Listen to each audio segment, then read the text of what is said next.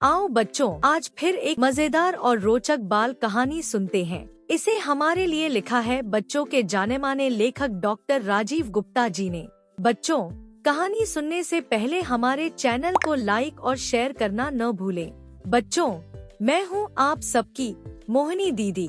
तो सुनिए मेरी जुबानी डॉक्टर राजीव गुप्ता जी की कहानी। बच्चों, आज की कहानी का शीर्षक है खिसियानी बिल्ली खम्बा नोचे। सयानी बिल्ली और चतुर चूहा एक ही मोहल्ले में रहते थे, इसलिए अक्सर दोनों का आमना सामना हो जाता था। सयानी चतुर को खाना चाहती थी, पर चतुर हर बार उसे गच्चा देकर निकल जाता और बेचारी सयानी टापती रह जाती। सयानी जितनी सयानी थी, चतुर उतना ही चतुर था। वह जानता था कि सयानी बातें तो मीठी करती है, पर भीतर से बहुत दुष्ट है। अगर वह कभी उसके हाथ लग गया तो वह उसे चट कर जाएगी। इसलिए वह हमेशा सावधान रहता और सदा उससे 3 गज की दूरी बनाकर ही रहता था। सयानी चतुर को खुश करने के लिए अक्सर उसे खाने पीने की चीजों की सूचनाएं देती रहती थी, लेकिन चतुर उसकी चालाकी ताड़ जाता और कोई न कोई बहाना बनाकर वहां से निकल लेता। बेचारी सयानी खिसिया कर रह जाती और मन ही मन उसे पकड़ने के सपने देखती रहती थी। एक दिन गुप्ता आंटी के घर दोनों फिर मिले। सयानी ने उसे दावत का लालच दिया। पहले तो चतुर ने मना कर दिया, लेकिन बाद में उसने हामी भर दी और मिलने की जगह और समय तय कर दिया। सयानी तय समय पर वहां पहुंच गई,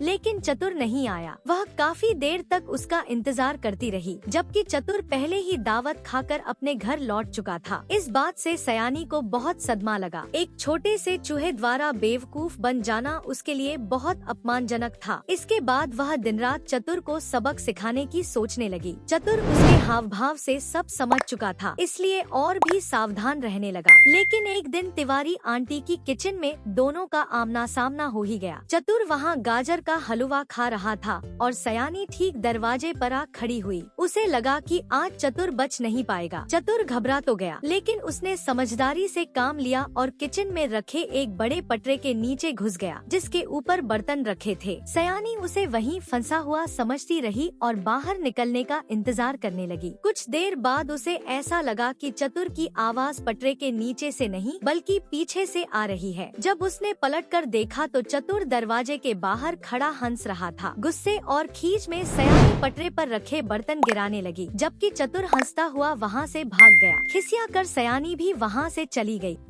तो बच्चों, कैसी लगी आज की कहानी?